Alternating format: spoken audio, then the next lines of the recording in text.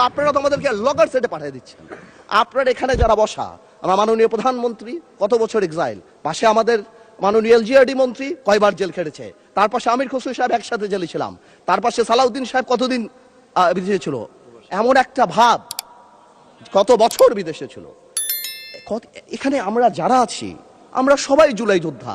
আপনাদের বিরোধী দলীয় সম্মানিত মাননীয় আমাদের যে বিরোধী দলীয় নেতা, উনি উনার ভাষায় এত সুন্দর করে আমাদেরকে রেকগনাইজ করেন, কিন্তু যখনই ফ্লোর আপনাদের হাতে চলে যায় আপনারা আমাকে অ্যাটাক করেন অ্যাজ ইফ আমরা জুলাইতে আমাদের কোনো কন্ট্রিবিউশনই নাই।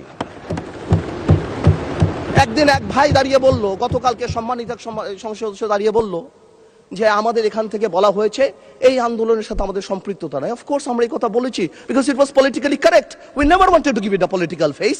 আমরা চাচ্ছিলাম ছাত্র আন্দোলন বা যেই কোটা আন্দোলন হচ্ছিল ওইভাবে যাক। আপনাদেরও আমরা যখন জেলখানায় ছিলাম আমাদের সাথে আপনাদের মহাসচিব ছিল।